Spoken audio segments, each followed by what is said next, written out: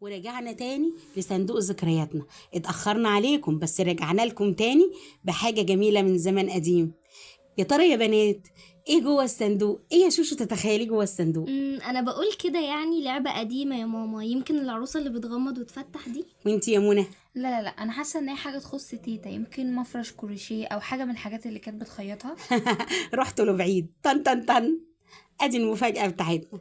لمبة الجاز القديمة اللي كانت عند ستي، كانت بتنور البيوت وتملاها بهجة وفرحة. ايه دي يا ماما؟ دي كانت بتشتغل ازاي دي؟ كانت بتتقاد جواها فتيل وجواها جاز، يشرب الفتيل الجاز نولعها تولع.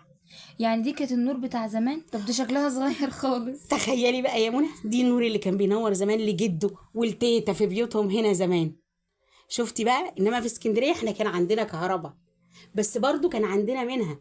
كانت تيتا جايبه لنا واحده منها لما النور يقطع ننورها، مع ان كان في كشافات، بس الجاز يا ولاد كان رخيص، وكانوا هم بيحسوا ان ده انضف وقود واحلى حاجه صحيه. شوفوا لما بتولع، مين شامم الريحه دي؟ ايه يا ماما، ايه اللهب اللي طالع منها الاسمر ده ريحه الدخان يا ولاد. شامين الريحه دي؟ بالنسبه لكم غريبه بس جدا يا شوشو. ايوه، بس انا بتفكرني بريحه ستي وبيت ستي. بيت ستي يعني ريحه الفرن البلدي، يعني ريحه لمبه الجاز، يعني ريحه الريف اللي بتدي بساطه وحلاوه.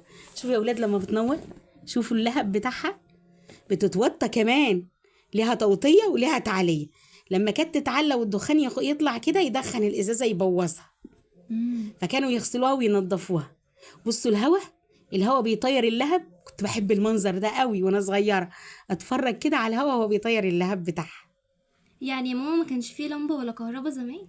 لا كان فيه، بس كان زمان ايام جده ما فيش. بصي ستي بقى كانت بتعمل ايه، بتجيب بنسة شعر تحط فيها قرص الازاله وتحطه كده وتوطي السهريه خالص كده بقى، عارفه زي شو جهاز الكهرباء، يتسخن قرص الازاله ويموت الناموس. ايه ده؟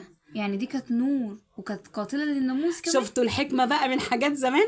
بساطة، ولا كهرباء ولا غيره، لمبة بتنور وبالليل تعمل لكم سهرية وكمان تقتل الناموس. وشوفوا بقى كانت لما انا عليت الدخان اسودت اللمبة ازاي. كانت ستي تجيب عود قش وتغسل اللمبة من جوه بالصابون والقش وتمسحها بورق تضوي تاني وتروح بلور. شوفوا الجمال.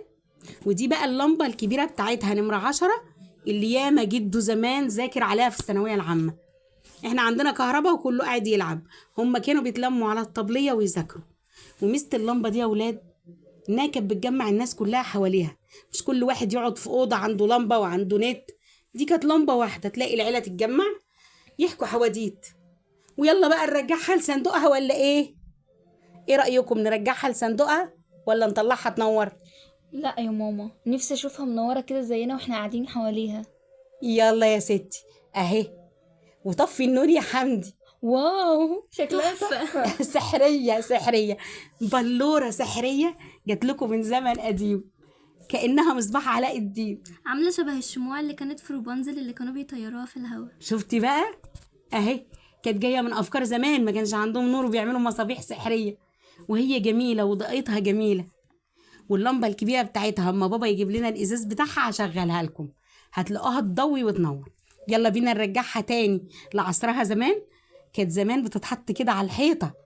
شوفوا الإضاءة بتاعتها، واختها الكبيره جنبها هناك نمره 10 بس ازازها مكسور. ارجعي تاني على الحيطه.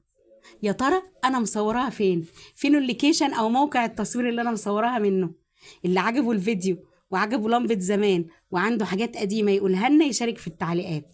واللي عارف انا مصوراها فين يكتب لي برضو في التعليقات.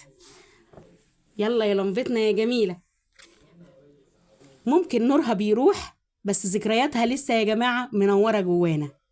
ودي كانت حكايتنا النهاردة من صندوق الذكريات.